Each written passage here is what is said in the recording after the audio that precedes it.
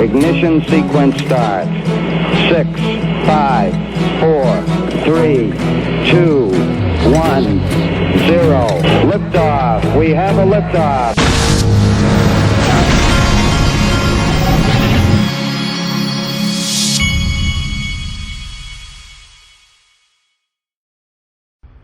Hey everybody, this is the Digital Asset Investor, and I was trying to decide how to open this video, and I decided on one question: what is going on?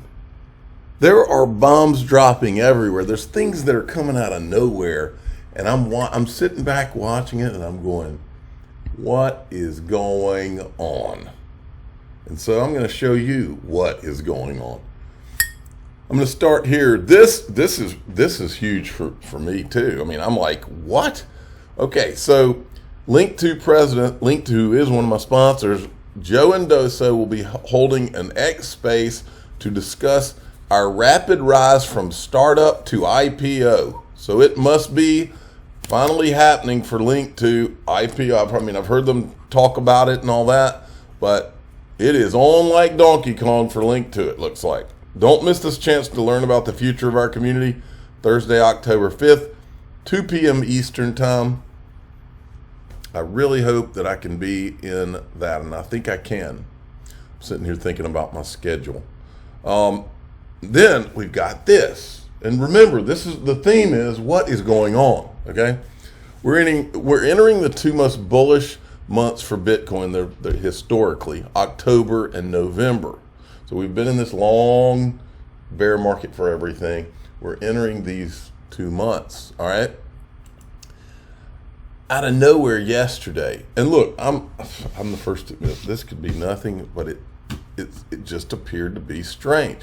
This guy who has the @Satoshi handle on Twitter comes out of nowhere and says this, and look, they even correct it, which sends up even more red flags. Anytime I see all this correcting, trying to explain to everybody what's going on, those are always red flags for me, because we're all too stupid to figure things out ourselves. Bitcoin is a predicate machine. Over the following months, we shall explore different aspects that were not explicitly contained within the white paper. These aspects are all parts of Bitcoin and are important. Some of these ideas were touched upon in early years. Now's the time to extrapolate and explain. Now, this thing says this is not the real Satoshi. I don't know how anybody knows if they don't know who it is. I'm sure it's probably not, but anyway, this comes out of nowhere, and I went and looked at this person's likes, whoever this is. The only like that they have is January 10th, 2009, when Hal Finney says running Bitcoin. Okay, that was kind of weird. Then this guy puts this tweet out yesterday, or was this yesterday or a few days ago? A couple days ago. Breaking. Calvin Ayre. Now, here's Calvin Ayre, founder of Ayre Group. I think this is one of those guys that was involved in Bitcoin early on, I think. I'm not sure. And this guy has gotten a hold of an email that's to Craig Wright, forwarded to him by this person, Stefan Matthews, from 23rd of September. Shocking evidence. Ooh, that's a thumbnail. Shocking evidence. Because we got more shocking evidence, folks. Shocking evidence. Judge for yourself, but according to Calvin Ayre, Craig Wright threatened Calvin. Well, the interesting thing about this email, I don't know about any of that stuff, but it looks like Calvin Ayre and maybe some other people from reading this, it looks like they have been helping to fund Craig Wright's defense in his lawsuit or something like that. And this guy, Calvin Ayre, just reading through it, he looks like he's done. I'm not going overboard with you. That's kind of the gist of what I got out of it. But what, and then this part's interesting. Let me see, not this part. This part.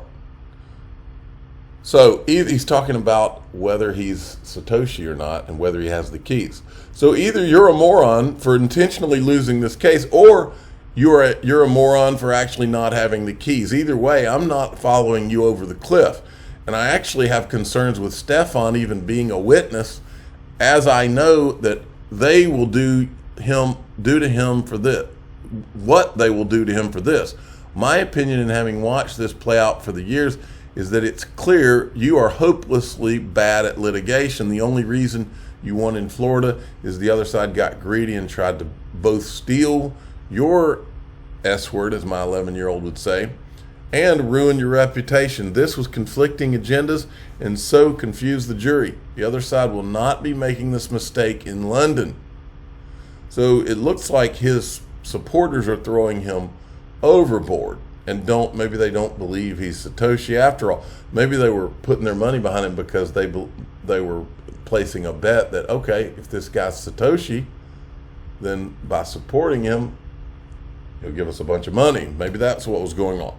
Then we had this unprecedented day with multiple ETFs that are all launching at the same time. No clear winner has emerged. All of them are pretty average, lower than I would have predicted, but it's a long run. And remember, these hold futures. ETF investors much prefer physical to derivatives. This is weird too. It's like, why are they trying to accelerate the thing with Ether? With all that we know, it's a special day, Katie. This is an right unprecedented day in the history of ETFs. Never seen this happen before. We have a multitude of Ether and Ether plus Bitcoin futures ETFs launching all on the same day. It's like they're flooding the zone, is what it feels like. Okay, and then we got this. Stephen Narioff. Now, what's interesting, and somebody said this to me this morning. What's interesting is, why is all this going on in public? I mean, he's got an attorney, he's got John Deaton as possible representation, but why is it all being conducted in public? Don't get me wrong, I'm all for it. My response was, I think it's possible that they watched a lot of us uncover ETHgate and how effective that was, and they're copying the model. And if that's the case, I'm all for it, because as long as it's the truth and we can show it, let's do it. Game on like Donkey Kong. So here he is, same Mark Berger. I mean, he's literally coming out and saying, same Mark Berger who led my false persecution to hide their corruption and covertly put people, the Justice Department, and illegally obtain docs they hid in other files and more. Guess they didn't expect me to keep finding all this evidence. It gets worse. And I want to show you something as you watch all this, because I think it's important and it's often overlooked. Why did the SEC choose XRP? There were many. John Deaton he did this thread a while back. He said, if the SEC wanted to pick a top 10 token to go after, why would it choose the much more difficult case? Why did they choose the company that had billions and a good case when they could have chosen an Ethereum? Ethereum was a much easier case because Ripple did not do an ICO. OpenCoin, no ICO. There was no ICO. Ethereum did an ICO. That would have been an easy case to go after, and they didn't. They went after XRP instead. Why? The answer to that's obvious, especially as you watch all of this corruption unfold. Here it is. This is Stephen Narioff right here. This is from yesterday. His attorney tweeted this out. Yes, yesterday.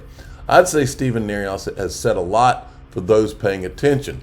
Excuse me. Legal actions are coming. Meanwhile, we dropped a lot of legal actions are coming. We dropped a lot of bombs about SEC, FBI.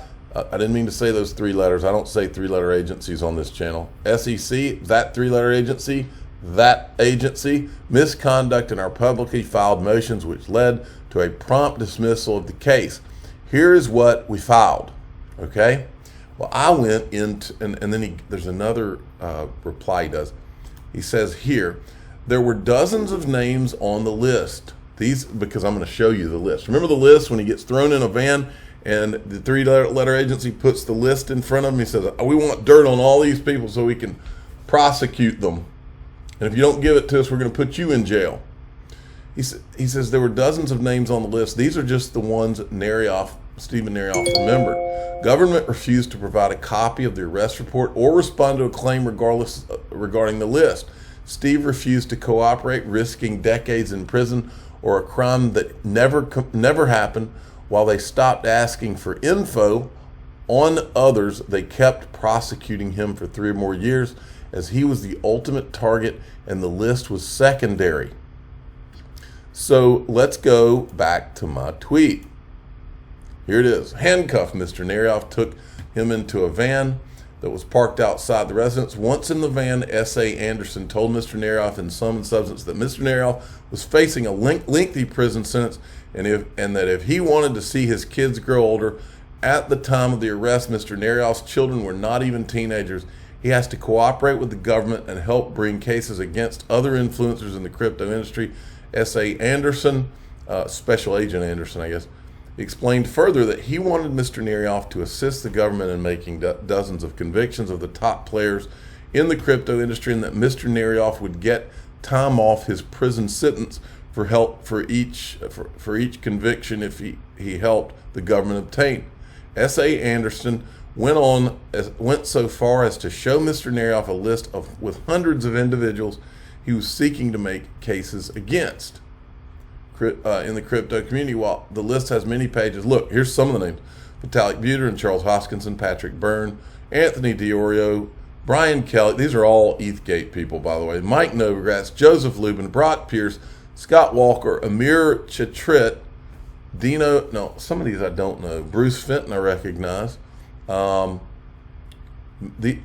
interesting here is that most of these people are ETHgate. There's Barry Silbert, Roger Ver.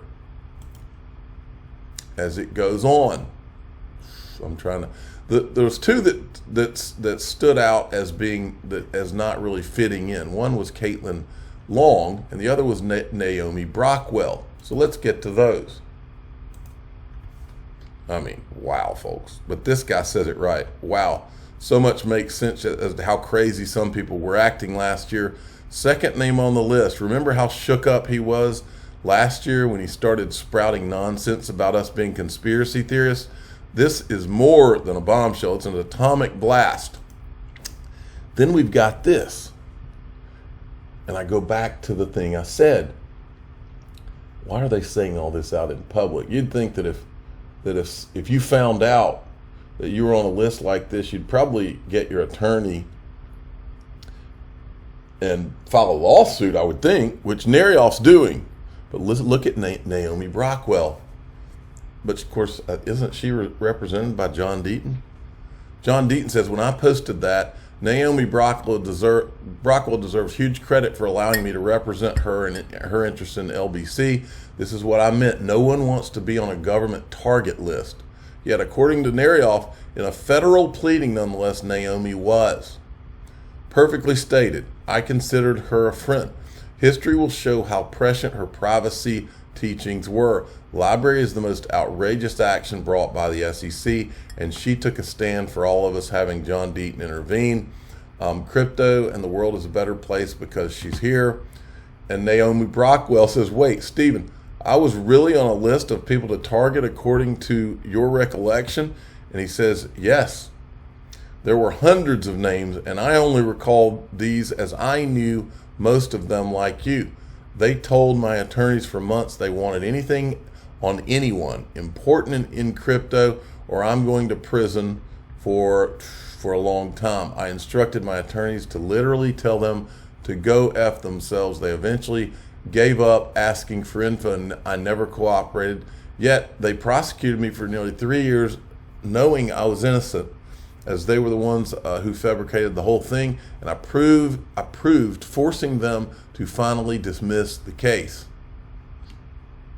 And I guess they hoped that he wouldn't go after him, but his attorney said he's suing him.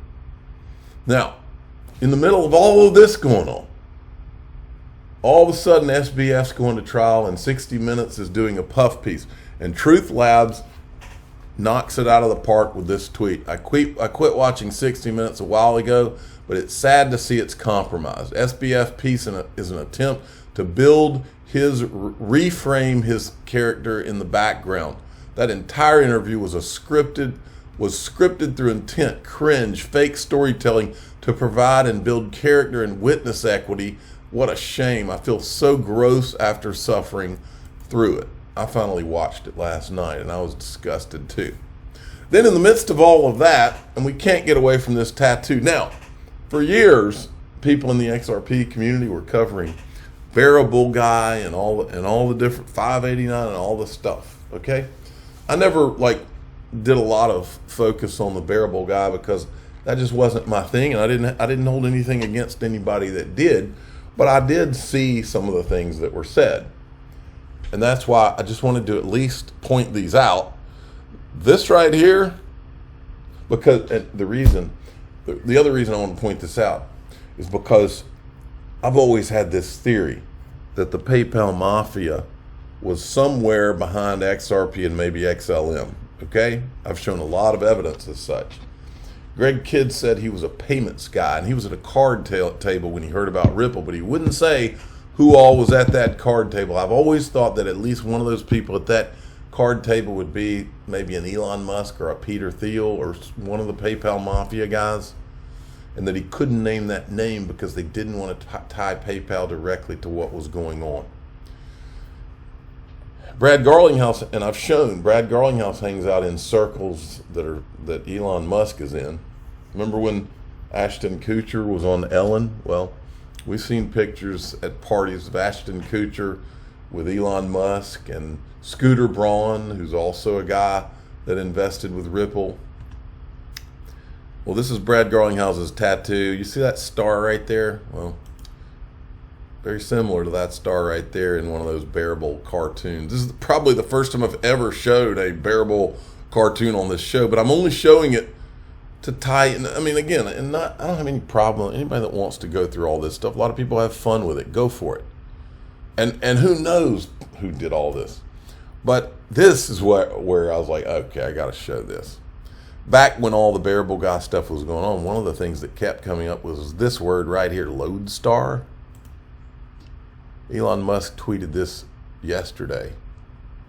As a summer intern many years ago, I wrote software for video games at a company called Rocket Science. This was long before SpaceX was even conceived. Didn't realize until a friend gave me a copy today that they included me in the credits. And there it is. That was like a whoa moment for me. Now, this was a whoa moment too. Look at this. Singapore's central bank can't stop buying gold. MAS added another 1.6 tons of gold to Singapore's national reserve during September, now holds 229 tons of gold.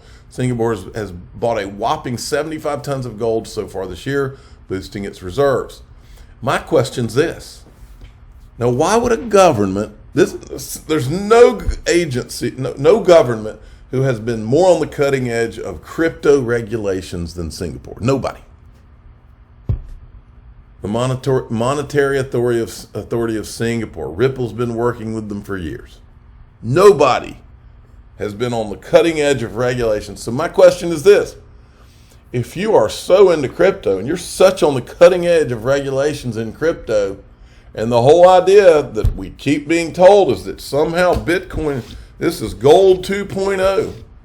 Drop gold was the campaign from Barry Silbert and Grayscale, remember? Drop gold. If these guys on the forefront of crypto, and we're going to drop gold for Bitcoin, which is crypto, right? Why would they be accumulating gold? Maybe because Bitcoin ain't replacing anything?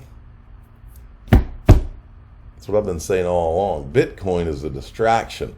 I believe Bitcoin was the shiny fool's gold that they said, yeah, hordes, come over here, come over here, come over here. And while they accumulate gold and then they turn this thing on and you get to use the real system, the stuff that was going to really be used, that's going to have a real utility. And if Bitcoin is lucky, they're going to allow it to survive. Gold and XRP and some XLM, why not? That's why I have a gold sponsor now. Miles Franklin Precious Metals. The code's DAI Gold. Best prices, you email them or call them. info@milesfranklin.com or 952-929-7006. Tell them DAI sent you and use the code DAI Gold. I'm the digital asset I'm the digital asset investor. I'm not an investment advisor. This is for entertainment purposes only. Please subscribe. Hit the like button. Tell your friends and family that Singapore is accumulating gold for some reason, even though they're so excited about crypto. Thanks for listening.